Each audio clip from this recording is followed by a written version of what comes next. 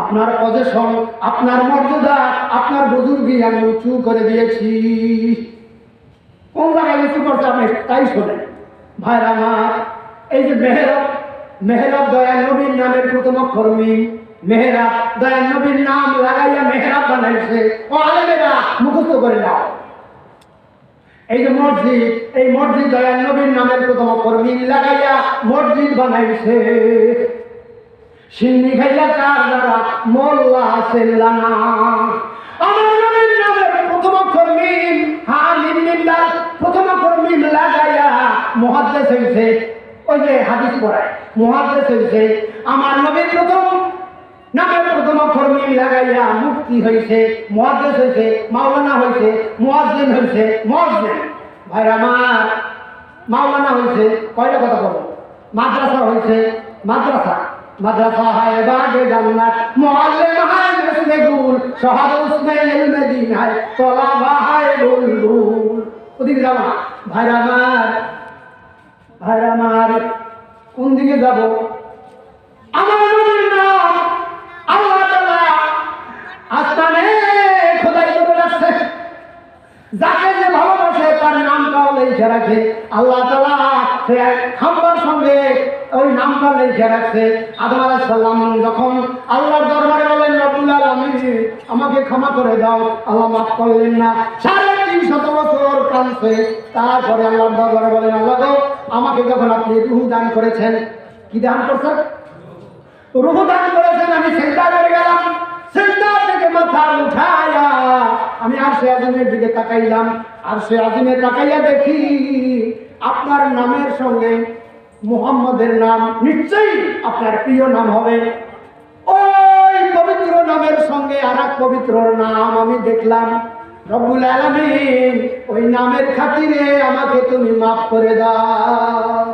আল্লাহ রব্বুল আলামিন বলেন, আদম আগে বললি তো আমার নবীর দোহাই যখন দিয়েছ আমি তোমাকে মাফ করে দিলাম। কে বলেছে যে আপনার ওসিলা লাগবে না? আল্লাহ তাআলা আসমান থেকে কোরআন শরীফ ছাপাইয়া দয়াল নবীকে দিতে পারতেন না? নতুন একটা জায়গা বানাইয়া তুলার কাড়ি দিয়ে তুলার কাড়ি বানাইয়া তার উপরে কোরআন শরীফ ছাড়িয়ে দিতে পারতেন না? আল্লাহ ছাপাইয়া ছাপা ফলের অভাব আছে? আল্লাহ যে কোনো উপায় কিন্তু পারতেন, কিন্তু কোরআন শরীফ ওইভাবে দেওয়া হয় নাই। যখন যতটুকু আয়াত প্রয়োজন হয়েছে তখন ততটুকু আয়াত দয়াল নবীর কাছে জিবরাইলের মাধ্যমে পাঠাইছে। ঠিক কিনা বলে? কিন্তু একটা জিনিস জিবরাইলকে লাগায় নাই। এই আলোচনাটা দিয়ে আমি মিলাতে যাব। সব জিনিস আল্লাহ রাব্বুল আলামিন মাধ্যমে দিছে, কিন্তু নামাজকে আল্লাহ মাধ্যমে দেয় নাই। আল্লাহ বলেন, আপনি যত পয়গম্বর দুনিয়ায় আসছেন কোন পয়গম্বরের ইমামতি আপনি করেন নাই, আজকে ইমামতি করবেন। বাইতুল মুকাদ্দাসে সমস্ত নবীরা গেছেন। একটা মজার কথা বলবো, মনে আছে তাই বলতেছি। ওই নামাজের মধ্যে আমি ছিলাম কিনা আপনি বিবেচনা করবেন।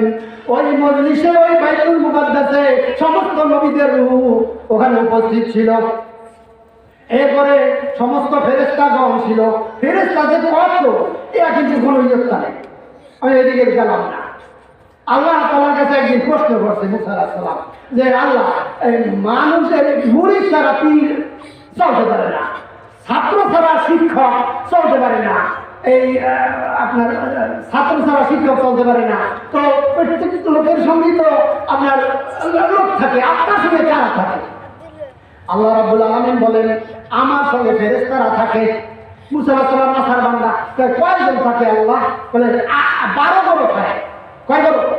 12 গোত্র 12 গোত্র থাকে। আল্লাহ একটু বলবেন? মুসা আলাইহিস সালাম কথা বলতেছে, আল্লাহ এই 12 গোত্রের এক এক গোত্রে কয়জন? মানে উনি হিসাব ক্যালকুলেট করে বাইর করবে আল্লাহ তাআলার সঙ্গে কয়জন ফেরেশতা থাকে। আল্লাহ কয়জন থাকে? 12 গোত্র বললাম, কিন্তু এক গোত্রে কয়জন থাকে? আল্লাহ রাব্বুল আলামিন বলেন 12 গোত্র হলো পৃথিবীতে যত বালুকণা আছে, এই বালুকণার একটা হিসাব আছে, কিন্তু আমার সঙ্গে যে ফেরেশতা থাকে তার কোনো হিসাব নাই।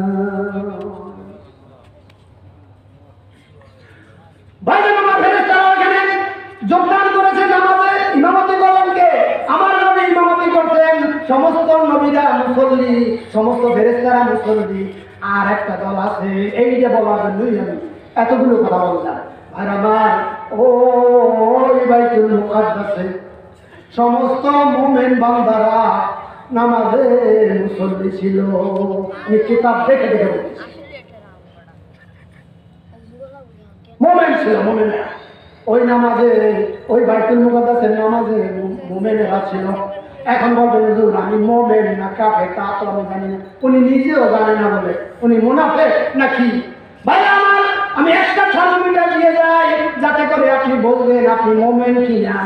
যদি নবীন কথা দিয়েই আমি বলতেছি, যদি আপনার সামনে আপনার এই দিনের কাজ, এই নেকের কাজ, এই মাহফিল, কোরআন তেলাওয়াত, হুজুর, হাফেজি মাদ্রাসা, এইভাবে যত দিনের কাজ আছে, এই কাজগুলো দেখলে যদি মনে আনন্দ লাগে, আর খারাপ কাজ, অশ্লীল কাজ, দেহাপনা কাজ, সুদের কাজ, সুদ খাওয়া হারাম না হারাম?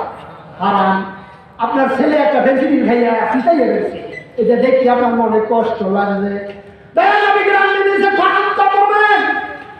ভালো কাজ দেখলে যদি আপনার মনে ভালো লাগে, আনন্দ লাগে, মন্দ কাজ দেখলে যদি মনটা কষ্ট লাগে, আন্তা মোমেন, তাহলে আপনি মোমেন।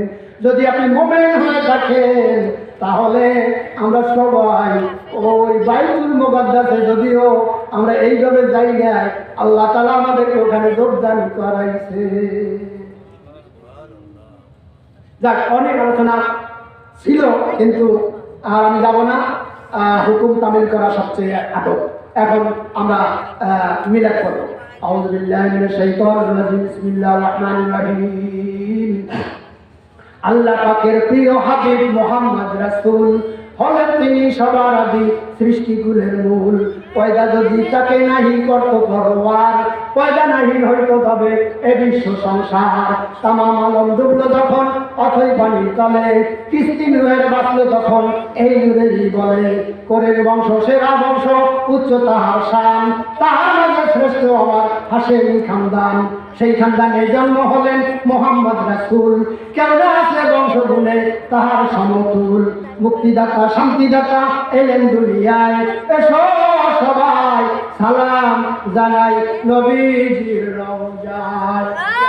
নবী সালামু আলাইকা ইয়া রাসূল, সালামু আলাইকা ইয়া হাবিব, সালামু আলাইকা সালাওয়াত ইয়া রাসূলুল্লাহ ওয়া ইয়া হাবিবাল্লাহ। মদিনার অলি গলিতে চাই যে মন ছুটিয়া যাইতে, বুক ভরা সালাম বেজিতে, ওগো নবীজি আপনার রওজাতে। ইয়া নবী সালামু আলাইকা ইয়া রাসূল, সালামু আলাইকা ইয়া হাবিব, সালামু আলাইকা সালাওয়াতুল্লাহ আলাইকা। নবীজি সরদার সাজিয়া আসিলেন এ ধরায় নামিয়া, উম্মত রে ইয়াতীম বাহানায়া, ওগো নবীজি ঘুমালেন সেই সোনার মদিনায়। ইয়া নবী সালাম